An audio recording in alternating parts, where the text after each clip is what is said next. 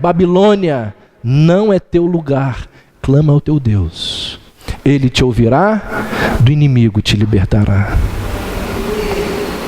Às margens dos rios da Babilônia, nós nos assentávamos e chorávamos, lembrando-nos de Sião. Então, está em situação de cativeiro, de opressão, precisa chorar. Arruma o seu cantinho e chora, chora, chora. Expõe o coração diante de Deus. Nem que seja sentada na cozinha com avental cobrindo a cabeça. A segunda parte do Salmo, ele nos fala de uma dedicação, de uma apaixonada dedicação. Aí nos versos 4, 5 e 6, o salmista, ele deixa de lado aquela nostalgia espiritual e dedica a sua atenção à cidade de Deus. E ao que parece, uma onda de emoção passa pela alma do salmista e rompe, eclode numa apaixonada dedicação de lealdade. Ele vira-se e diz na sua oração: se eu de ti me esquecer, ó Jerusalém, se eu de ti me esquecer, que se resseque a minha mão direita, que eu perca a minha mão direita, que eu perca a minha capacidade de trabalho, o meu vigor, o meu sustento. Ele afirma que jamais iria se esquecer da sua origem. Ele diz: não posso me esquecer da minha origem, não posso me esquecer de Jerusalém, de quem ele era, da sua terra, dos seus princípios, do seu Deus. Ele diz: mesmo numa terra distante, sendo seduzido pelos habitantes do local, eu não vou perder a minha identidade, eu não vou me esquecer de Jerusalém. Mesmo no exílio, mesmo no momento de dor, mesmo no momento de aflição, eu não me deixarei levar pelas circunstâncias. Foi o que Daniel e os seus amigos resolveram fazer. Leia lá o início do capítulo do livro de Daniel. Num contexto pagão, cheio de seduções, sem a família, sem a religião.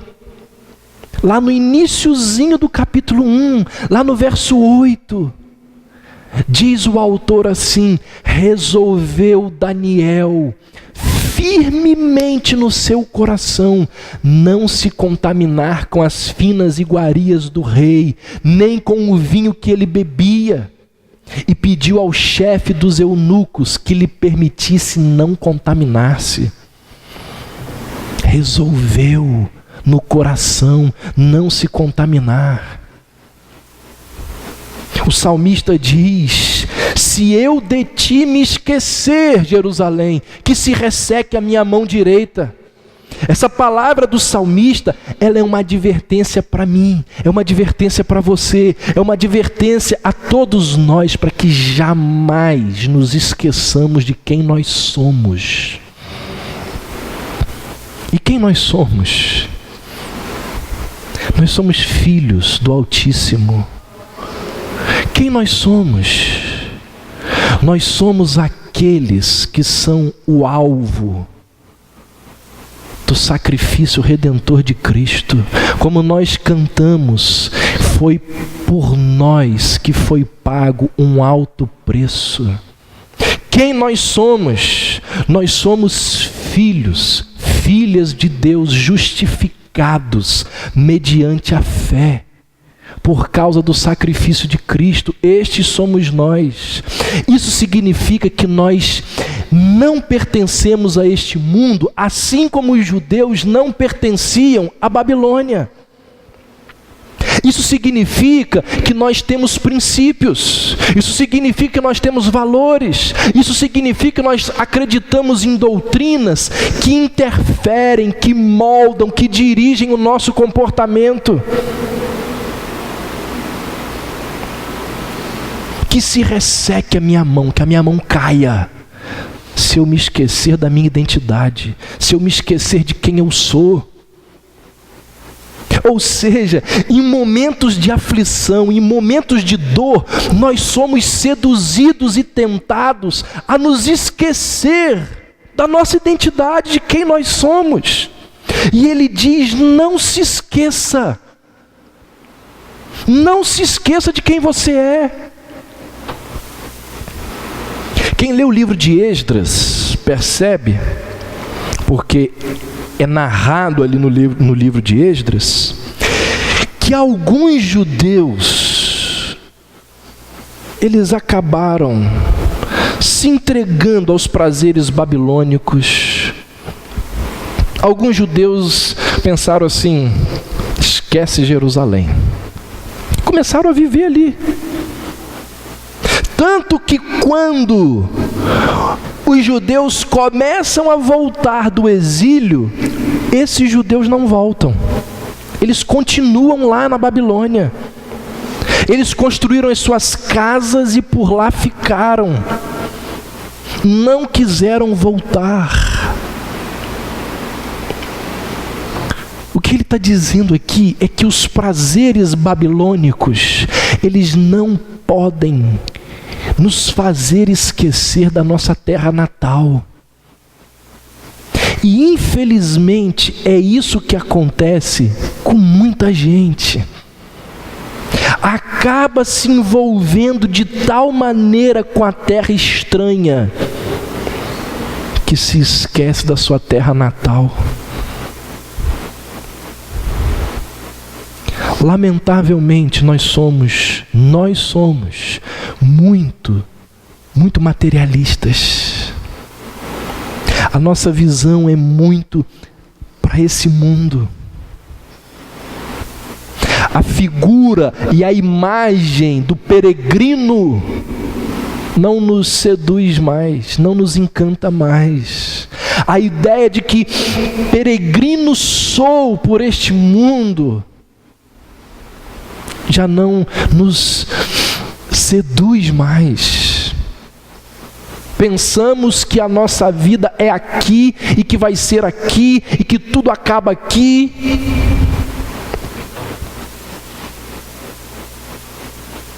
E por causa dessa forma de pensar, os nossos valores vão sendo modificados, as nossas prioridades vão sendo modificadas. Valorizamos coisas em detrimento de pessoas. Por isso que ele vai dizer aí no verso 6: apegue-se a língua ao paladar, se eu não lembrar de ti, se eu não preferir Jerusalém, a minha maior alegria. Meus irmãos, em momentos de cativeiro, nós não podemos nos esquecer de quem nós somos, da nossa identidade. É isso que vai nos sustentar, junto com os clamores, junto com as orações. É o entendimento de quem nós somos que vai nos sustentar diante das seduções, diante das opções. É o entendimento de que eu sou filho de Deus que vai fazer com que eu faça isto e não faça aquilo. É o entendimento de quem eu sou que vai me direcionar para me envolver com isso e não me envolver com aquilo.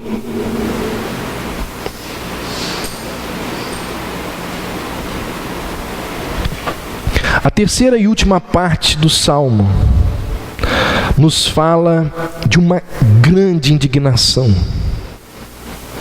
Versos 7, 8 e 9, o salmista fala aí de cenas horríveis de destruição. Aquilo que ele visualizou quando chegou em Jerusalém. E essas cenas parece que elas inundam e passam pela memória do salmista como um pesadelo terrível. E aí, nesse contexto, ele pede ao Senhor que se lembre dos edomitas. Olha o que ele diz no verso 7. Contra os filhos de Edom, lembra-te, Senhor. Sabe por quê? A história bíblica nos diz que quando Jerusalém estava sendo devastada, destruída pelos babilônicos, os edomitas, eles zombaram, eles deram risada. E ao invés de auxiliar alguns judeus que estavam fugindo, eles roubaram e saquearam esses judeus.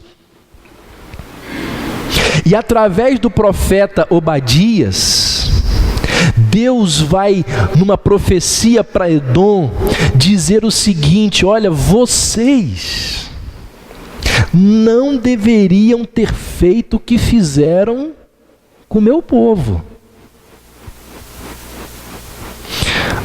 Abra aí, vale a pena a gente dar uma lida. Obadias, livro do profeta Obadias.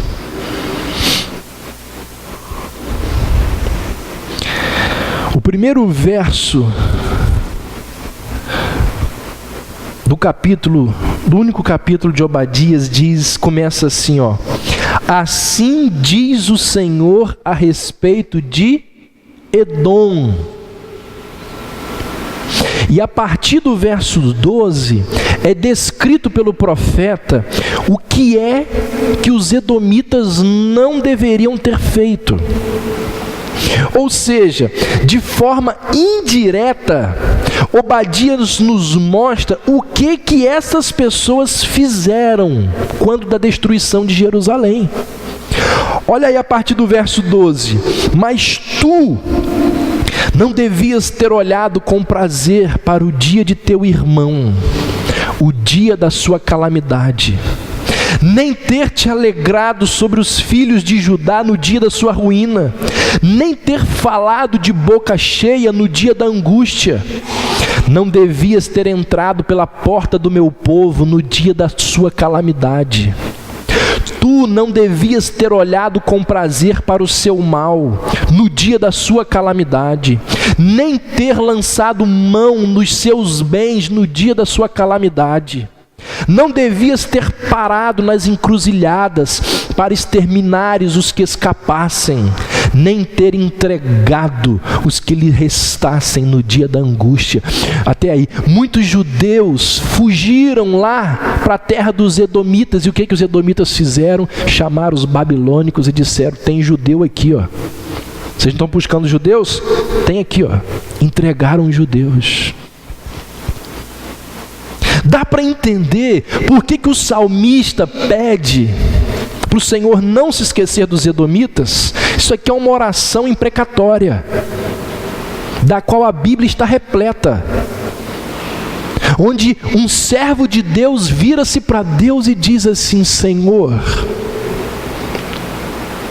por favor, não se esqueça daquele político que roubou, que destruiu, que desviou dinheiro dos cofres públicos e que por causa disso milhões sofreram, morreram, foram prejudicados.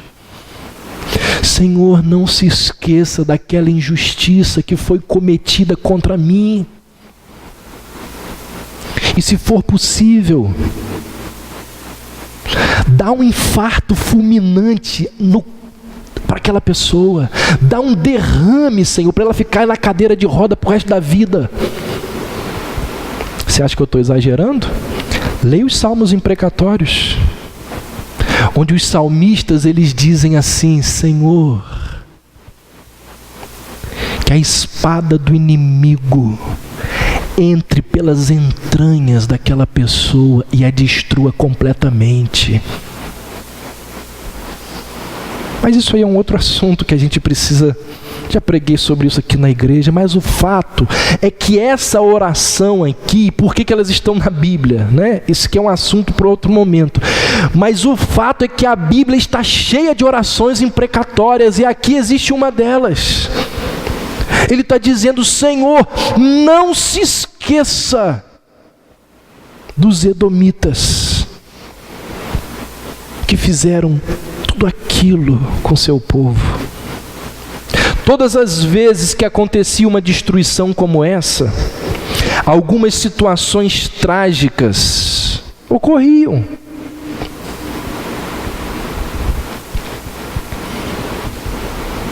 Essa semana nós ficamos impactados.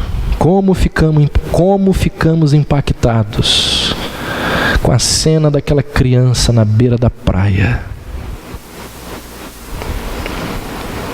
Só te lembrar uma coisa, isso não é novo. Você acha que como que os povos tratavam as crianças nos lugares em que eles invadiam? Como que Hitler tratou as crianças judias nos campos de concentração? Meus irmãos, a maldade humana que gera cenas como aquela sempre existiu, sempre vai existir. E quando existem situações de opressão, de um povo oprimindo o outro, o que acontece? Morte de crianças, estupro de mulheres, os jovens foram castrados, como nós vimos hoje de manhã, zombaria, ironia. O negócio era tão sério que os edomitas, eles ficavam pedindo, torcendo para que Jerusalém fosse completamente destruída. Se você voltar lá no Salmo 137, no verso 7, diz assim: pois eles diziam, arrasai, arrasai até os fundamentos. É como se os edomitas estivessem vendo os babilônicos chegar sobre Jerusalém e dissessem: destrua tudo, acabe com tudo, não deixe nada em pé, mate todos. Arrasai, arrasai até os fundamentos. Aí quando o salmista volta, quando retorna do exílio, e ele vê aquela cidade devastada, tudo destruído, ele se lembra do cativeiro, de que lá eles choravam e lamentavam. Ele se lembra da identidade dele de filho de Deus, mas ele também se lembra dos edomitas que ironizaram, que ridicularizaram, que zombaram e que torceram para que toda aquela destruição acontecesse. Então, na sua oração, o salmista, ele invoca a justiça divina sobre aqueles que cometeram tais injustiças. E ao fazer isso, ele lembra ao Senhor 3 princípios que precisam estar presentes nesse mundo.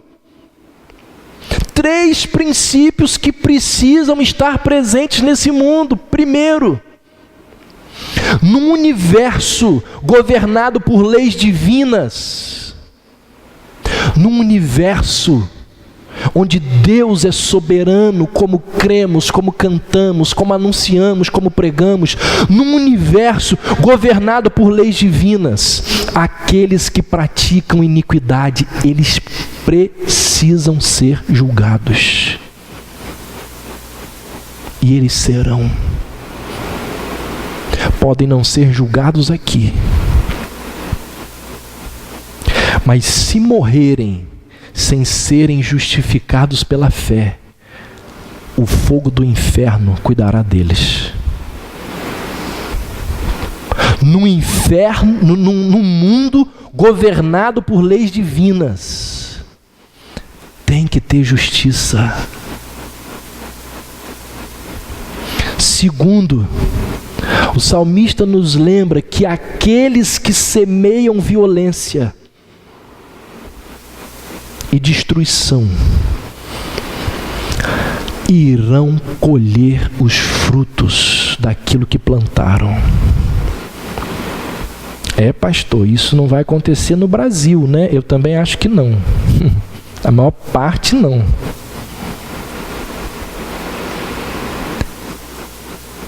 Mas Deus vai cuidar deles.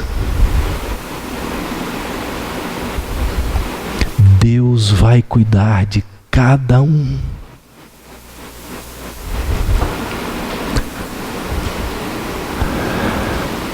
E terceiro princípio, o Rei da Paz, o Príncipe da Paz, anunciado por Isaías, ele tem que ser, antes de reinar a paz, o Rei da Justiça. Irmãos, não pode existir paz num ambiente onde prevalece a injustiça. O Deus de amor precisa ser o Deus da retidão. A preservação dos justos precisa ser acompanhada da destruição dos ímpios. E como nós vamos ver nos próximos domingos, ao retornarmos, porque demos uma pausa hoje, como vamos ver ao retornarmos lá no texto de Romanos 9, Deus é tão glorificado naqueles que vão para o céu, como naqueles que vão para o inferno. Você acha que a glória de Deus, ela se manifesta somente com aqueles que são salvos? A glória de Deus, ela é manifesta com aqueles que se perdem também. E esse é o motivo principal pelo qual as pessoas se perdem para a glória de Deus. Como que isso é possível? Veremos. Então, aqui nessa terceira e última parte do Salmo, onde ele demonstra uma grande indignação, na sua oração, o salmista invoca a justiça divina sobre todas aquelas pessoas que cometeram iniquidades. E eu quero encerrar com uma verdade ensinada não de forma direta, mas indireta aqui pelo salmista. Ali na Babilônia,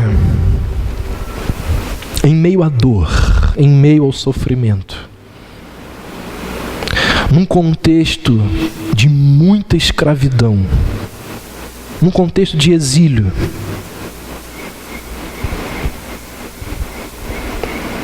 o salmista se lembra da sua terra. Eu quero encerrar voltando no início. Naquele contexto de dor, de angústia, ele se lembra da sua terra, dos riachos, dos vales, das campinas. Nós nos assentávamos e chorávamos, lembrando-nos de Sião. Irmãos, o que nos ajuda a enfrentar um cativeiro? Clamor, não nos esquecermos da nossa identidade, mas também nos lembrarmos. Vimos um pouco disso hoje pela manhã, por isso que o Salmo 137 está junto com 126. E nos lembrarmos das coisas boas que Deus realizou no passado. Quando enfrentamos situações que nos trazem estes sentimentos, sentimentos experimentados num contexto de exílio, algo que vai nos ajudar a enfrentarmos esse período sombrio das nossas vidas. É a lembrança dos dias bons, é a lembrança dos dias felizes, daqueles dias alegres pelos quais nós passamos, enfrentamos e vivemos. É a convicção de que, mesmo que a vida naquele momento pareça sombria, pareça fúnebre, dias de sol estão por vir.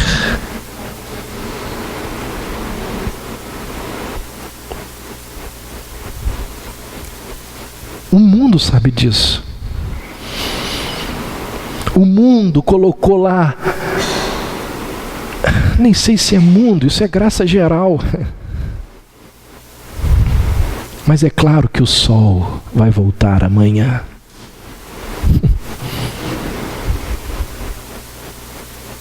É a convicção de que, mesmo que a vida nos leve para um cativeiro, noites enluaradas ainda podem preencher a nossa existência.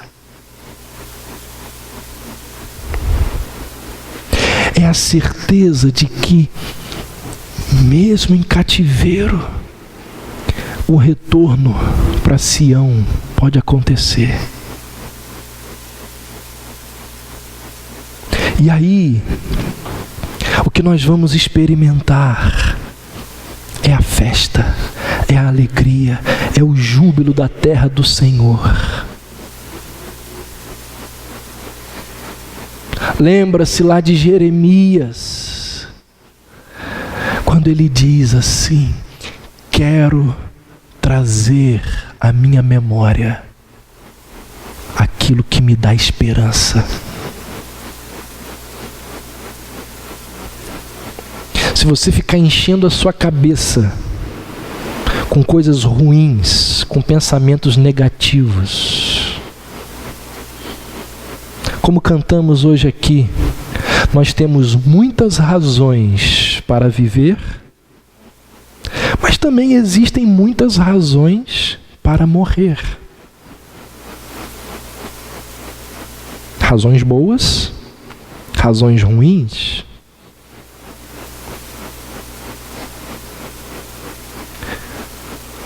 Quero trazer à memória aquilo que me dá esperança. Então, no dia do seu exílio, no momento da sua dor,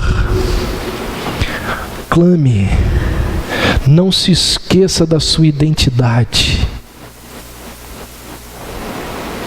E lembre-se que o amanhã trará consigo os seus cuidados, como disse Jesus. Basta cada dia o seu próprio mal. Lembre-se que, inclusive, é a próxima parte do verso lá de Jeremias, isso, né? Que as misericórdias do Senhor, é a continuação do texto, quando Jeremias diz: quero trazer à memória o que me traz, o que me dá esperança.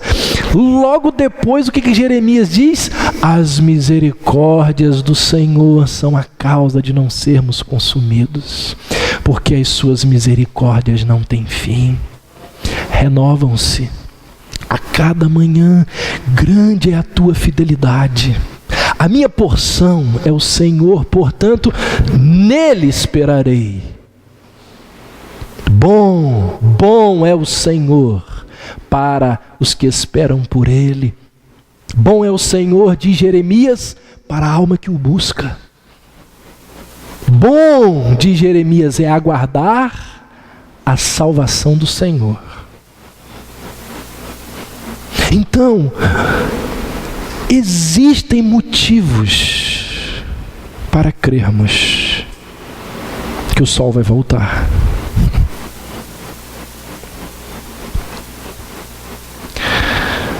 se não me engano, foi Elie Wiesel, um dos sobreviventes do campo de concentração nazista.